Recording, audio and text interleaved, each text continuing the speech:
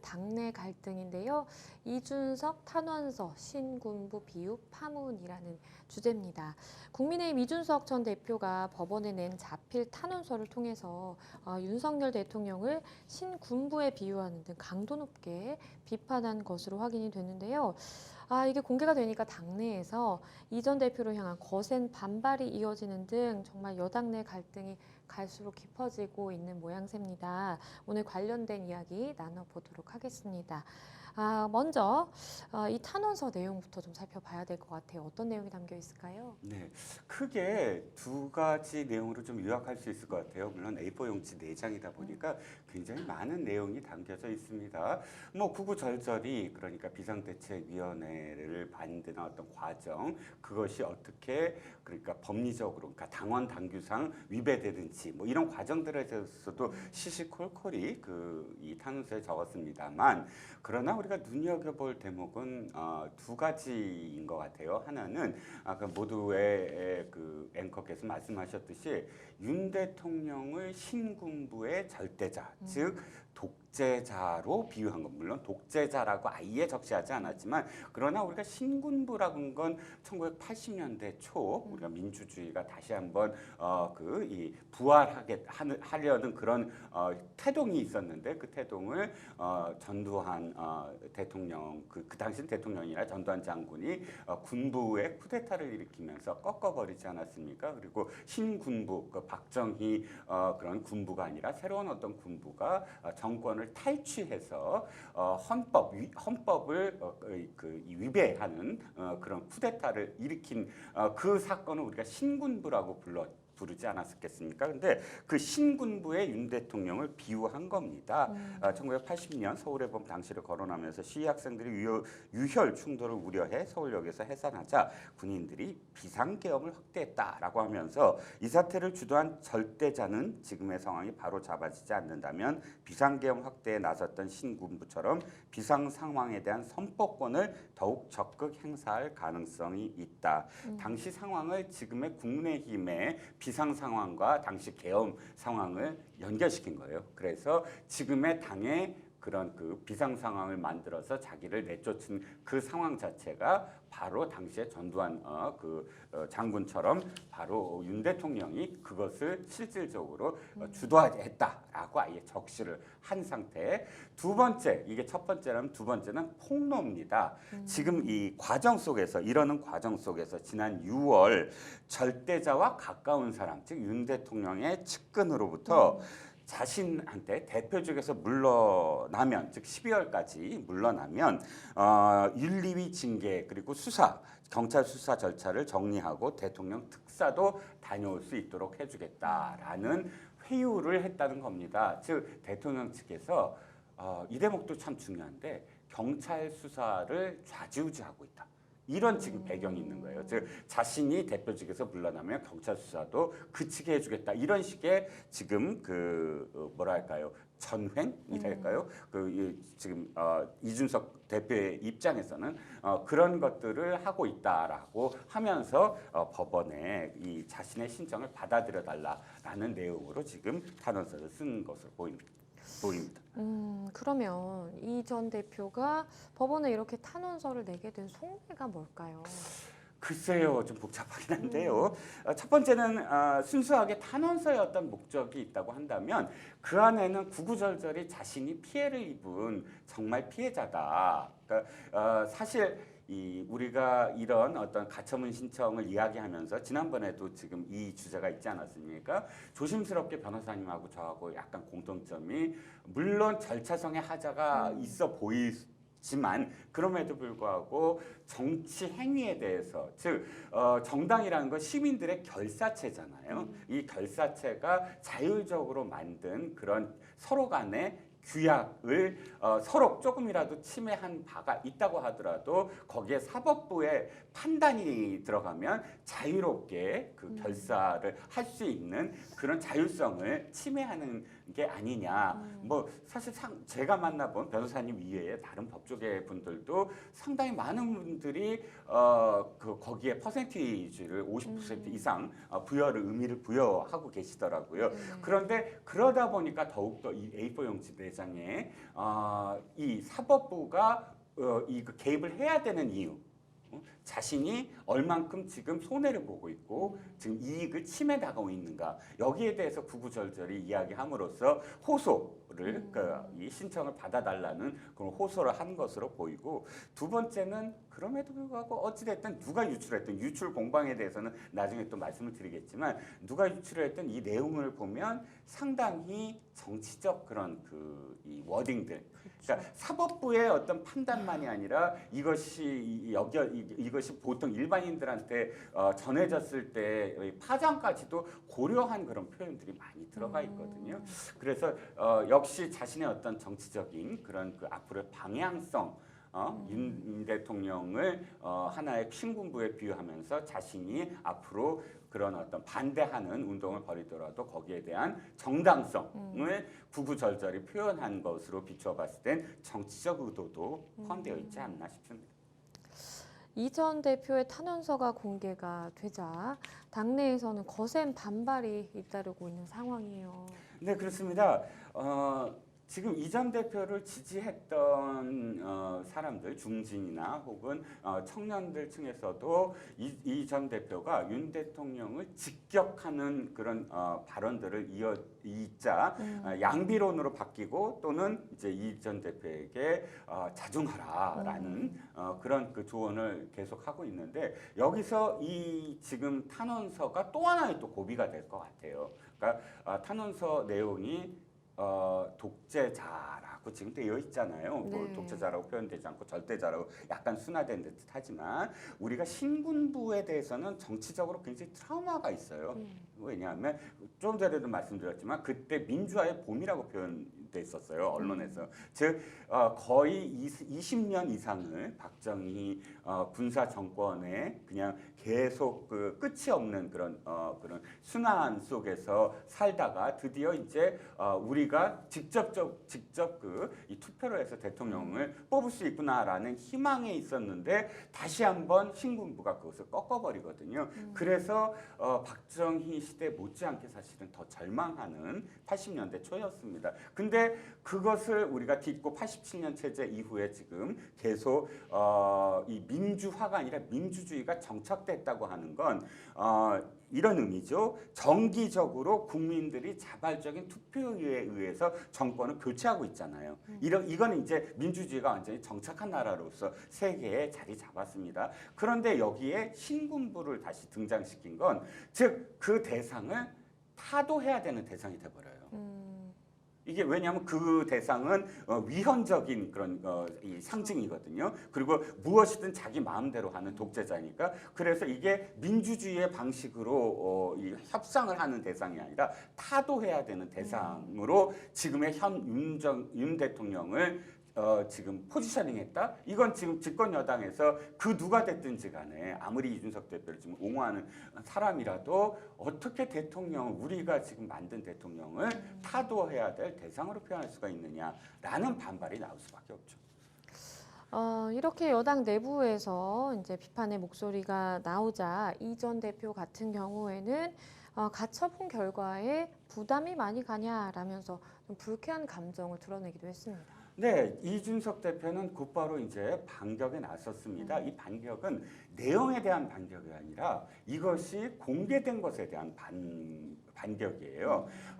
이준석 대표가 사실 정치적으로는 굉장히 뭐랄까요, 그 정치적 기술 이런 것들이 뛰어난 게 뭐냐면 논점을 다른 쪽으로 그러니까 돌리는 것에 굉장히 능숙하거든요. 이를테면 조금 길지만 짧게 말씀을 드리면 이번에 지방선거가 끝나자마자 바로 우크라이나에 가잖아요. 그럼 그렇죠. 우크라이나에 간 것에 대해서 아니 지금 당대표가 지방선거가 끝났는데 어떻게 자리를 비우고 바로 우크라이나라는 물론 우크라이나가 뭐 중요하지 않은 건 아니지만 갈 수가 있느냐라고 했을 때 이준석 대표는 바로 뭐라고 얘기할 수 있냐면 당신은 푸틴 편이지.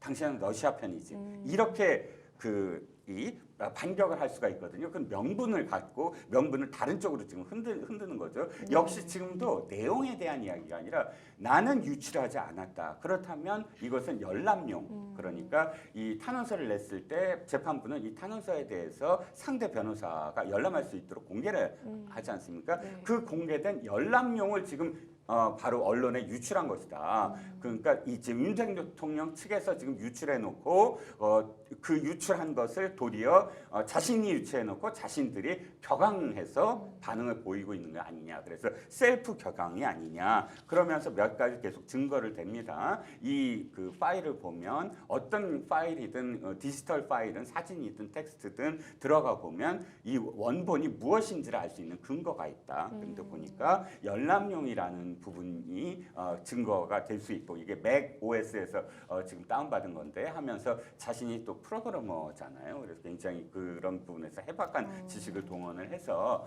열람용을 지금 이렇게 유출한 거다라는 공격을 지금 하고 있습니다. 이 전 대표가 법원에 제출한 탄원서 전문을 또 스스로 공개하기도 했는데 글쎄요, 뭐 어떤 의도를 가지고 이렇게 했다고 봐야 될까요? 이것도 역시 전문을 제가 또 다시 봤어요. 그랬더니 지금 이미 보도된 것과 큰 차이는 없어요. 하지만 왜 이렇게 했느냐? 아까도 말씀드렸지만 봐라, 나는 열람용이 없다. 그러니까 내가 지금 보여주는 전문은 이것이 이 열람용이라고 이렇게 찍혀지지 않은 그야말로 순수한 원본이다. 그런데 지금 유출된 건 열람용이다. 그러므로 이건 이 의도가 있다. 그러니까 당사자가 봐야 되는 거를 당사자들이 그것을 유출하면서 공격하기 위해서 유출하는 그런 수를 쓰는 게 아니냐라는 공격을 하기 위해서 자신의 전문도 지금 공개한 것으로 보입니다. 일단은 뭐 이 전 대표가 사실 뭐 기자회견도 하고 그리고 이렇게 가처분 신청도 내고 그러면서 많은 이제 이야기들을 했는데 그 과정에서도 대통령실은 크게 뭐 이렇게 좀 응한다라든지 그런 모습은 없고 오히려 선을 긋는 듯한 그런 모습을 계속 보여왔는데요. 이번에 탄원서가 공개가 되었는데도 역시나 좀 맞대응을 피하는 모습으로 봐야 되겠죠. 그렇습니다. 그러니까 정치 행위가 사실은 말을 하는 게 정치 행위잖아요. 말과 글입니다. 그런데 이 말이라는 건 누가 누구를 향해서 어떤 대상을 향해서 말을 했을 때 거기에 대해서 논평을 하면 그 다음에는 또다시 그 논평을 이을 수밖에 없어요. 예를 들어서 대통령실에서 어떤 반응이든 그것이 반응을 하나라도 보이기 시작하면 분명 언론은 이준석 대표한테 찾아가서 자 이렇게 반응을 보였다. 당신의 생각은 어떠하냐.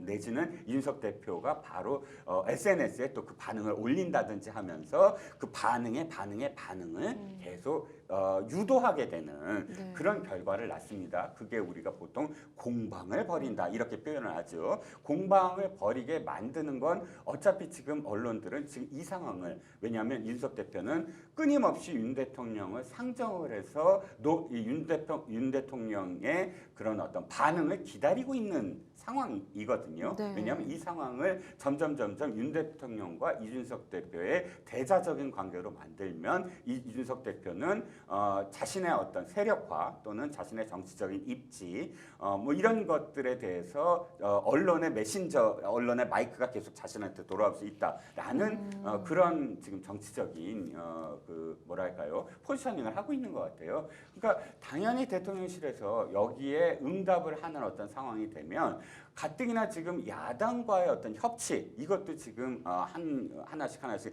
해가려고 하는데 이 전 여당 대표와 대통령실의 어떤 그 공방 이게 지금 누수가 돼버리잖아요. 이 모든 초점이 이쪽으로 가버리면 그렇죠. 정부 운영에 도움이 되지 않는다라는 판단을 할 수밖에 없을 것 같아요. 한편 국민의힘 윤리위가 경고성 성명에도 이 전 대표에 대한 추가 징계 논의를 진행하지 않고 있는 상황이에요. 그런 가운데 친이준석계 등 일부 비윤계 사람으로 불리우는 사람들이 윤리위에 대한 불만을 좀 제기를 하고 있다고 하네요. 일단 그 윤리위가 추가 징계 가능성을 지금 이야기했다라는 부분이 적절해 보이지는 않아요. 이를테면 이거죠. 우리가 재판부가 있어요. 사법부가 사법부가 갑자기 어떠한 이 사건에 대해서 경찰이 조사도 하지 않고 언론이 보도도 안 했는데 그렇죠. 그 어떤 도둑이 있어요. 그럼 그 도둑을 이 도둑에 대해서 우리가 저기를 형을 물을 수 있습니다라고 이야기할 수 있나요? 안 되죠. 안 되죠. 그리고 앞으로 이런 유사한 도둑들은 조심하세요라고 재판부가 먼저 얘기할 수 있나요? 안 되죠. 근데 윤리위가 사실은 그런 기능이거든요. 그렇죠. 예를 들어서 어떠한 문제가 생겼을 때 그 문제가 회부되면 또는 인지되면 당에 해당하는 사항이라고 인지되는 어떤 상황이 있으면 그 해당자와 그 발언과 그 행위를 특정해서 거기에 심판을 하는 기구거든요. 근데 그 기구가 이 해당 행위에 대한 발언을 특정하지 않고 요즘 당에 해당 행위를 하는 그런 경향, 그런 발언들이 많음으로 윤리위에 앞으로 회부될 수 있다. 이렇게 특정하지 않고 경고성 발언을 한 것이 지금 비윤계 의원들로부터 윤리위가 하는 게 지금 월권 아니냐. 그리고 이 이야기는 특정 정치인, 즉 이준석 대표의 입을 막으려고 하는 게 아니냐. 그는 대단히 부적절하다라는 그런 의미로 지금 윤리위의 그런 행위에 대해서 이야기를 하고 있고 또 이러다 보니까 윤리위가 물론 그날 김성원 의원 비와 관련된 어떤 막말 발언을 한 김성원 의원이랄지 이 3명 포함해서 김성원 의원 포함해서 3명에 대한 그 징계 절차를 개시하겠다라고 해놓고 그 이외에 이준석 대표를 포함해서 그 이외에는 징계 논의를 하지 않겠다라고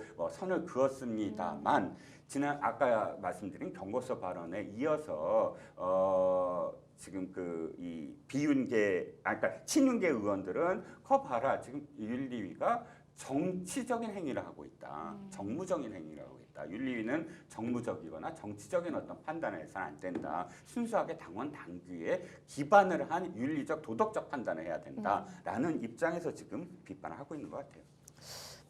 당 윤리위가 이 전 대표에 대한 징계를 미루기는 했는데 그런데 징계 개시 명단에요. 권은희 의원이 포함이 됐습니다. 그 이유가 뭘까요? 일단 권은희 의원이 경찰 출신입니다.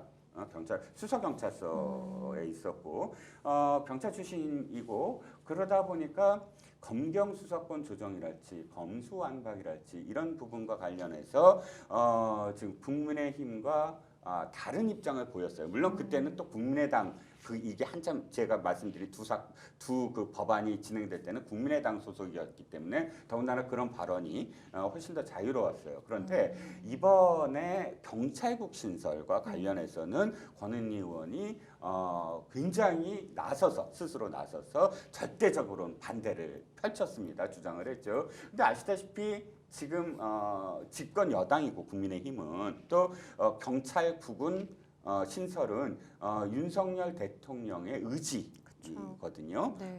경찰과 관련해서 제도적으로 민주적 통제를 해야 된다라는 강력한 의지로서 그 의지를 받아서 지금 이상민 행정부 장관이 지금 드라이브를 걸고 있습니다.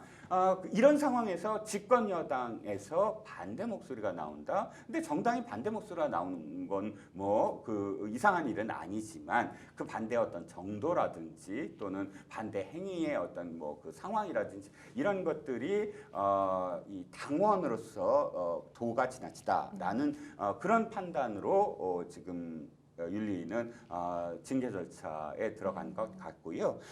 이 문제와 관련해서 어쨌든 논란이 좀 커지고 있습니다. 당내에서. 네, 이 전 대표의 가처분 신청 이야기로 조금 다시 돌아와 보면요. 가처분 신청과 관련해서 이 전 대표가 만약에 가처분 신청이 인용이 되면 상당한 분들이 책임을 져야 될 것이다 라고 이야기를 했는데요. 이 상당한 분들, 글쎄요, 윤핵관을 겨냥을 했다고 봐야 될까요? 그렇죠. 그러니까 이준석 대표는 어쨌든 굉장히 명료하게 그 포지셔닝이라죠.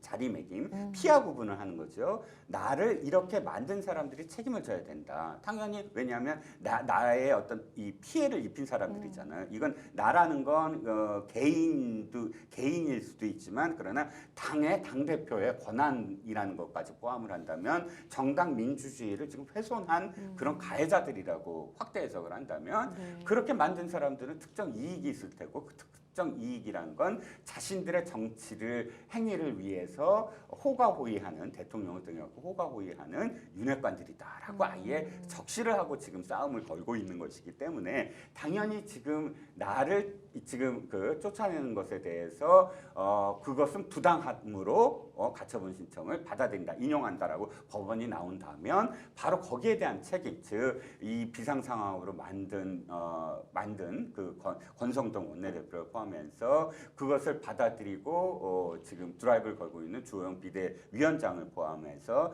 또 한 사람 있죠. 정국위원장, 서병수 정국위원장이 이건 안 된다라고 만약에 끝까지 고집을 했다면 사실 정국이 열리는 게 그게 쉽지 않았었거든요. 어쨌든 서병수 정국위원장 받아들였고 이런 부분들이 다 포함이 돼서 이분들이 책임을 져야 된다라고 아예 공격적으로 지금 지목을 한 것이죠. 글쎄요, 법원의 가처분 신청 결과가 사실은 빨리 좀 나올 줄 알았는데 지난주에 나올 줄 알았는데 계속해서 좀 미뤄지고 그러게요. 있습니다. 변호사님께 제가 여쭤보고 싶은 게 가처분 신청이라는 건 본안 소송이 몇 개월이 걸리므로 이미 이런 상황에 대한 어떤 가처분이라는 건 본안 소송 가기 전에 모두 다 끝나버리잖아요. 당 대표도 끝나버리고 그러니까 이 본안 소송에 들어가기 전에라도 해당 그 신청인의 권리를 보호해주기 위해서 아주 빨리 그것을 구제해주는 게 가처분 신청 아닌가요? 근데 벌써 2주째 지금 지나고 있습니다. 늦어진다는 건 어떤 의미를 갖고 있는 거죠?